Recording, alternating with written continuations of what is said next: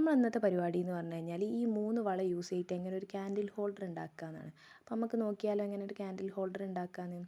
ആദ്യം തന്നെ 2 വള യൂസ് ചെയ്തിട്ട് വീഡിയോയിൽ കാണുന്ന പോലെ ഒരു സെല്ലോ ടൈപ്പോ എന്തെങ്കിലും യൂസ് ചെയ്തിട്ട് നമ്മളിങ്ങനെ ഒട്ടിച്ചു കൊടുക്കുക. പിന്നെ എനിക്ക് വള എന്നൊക്കെ പറഞ്ഞു കഴിഞ്ഞാൽ ചെറുപ്പത്തിലേ ദാരിദ്ര്യമുള്ളൊരു സംഭവമില്ല ഗൈസ്, കാരണം മുട്ടോളം വള ഉണ്ടായിരുന്നു എനിക്ക്. പിന്നെ ഈ രണ്ടാമത്തെ വള മൂന്നാമത്തെ വളനോട് ഇതേപോലെ തന്നെ സെല്ലോ ടാപ്പ് യൂസ് ചെയ്ത് ഒട്ടിച്ചു കൊടുക്കുക. പിന്നെ സെല്ലോ ടാപ്പ് യൂസ് ചെയ്ത് നമ്മൾ വള ഒട്ടിക്കുമ്പോൾ ആദ്യം കുറച്ച് ബുദ്ധിമുട്ടുണ്ടെങ്കിലും പിന്നെ അത് നമുക്ക് ശീലമായിക്കോളും ഗൈസ്. പിന്നെ ലാസ്റ്റ് ആൻഡ് ഫൈനൽ ഒരൊറ്റ പോർഷനും കൂടെ ഒട്ടിക്കാനുള്ളൂ, അത് ഒട്ടിച്ച് കഴിഞ്ഞാൽ സാധനം റെഡിയാവും. അങ്ങനെ നമ്മൾ അതും കൂടെ ഒട്ടിച്ചു കൊടുക്കുക സെല്ലോ ടാപ്പ് യൂസ് ചെയ്തിട്ട്. ഇപ്പോൾ കണ്ടില്ലേ ഞാനൊക്കെ എത്ര സ്പീഡിലാണ് ഒട്ടിക്കുന്നതെന്ന്.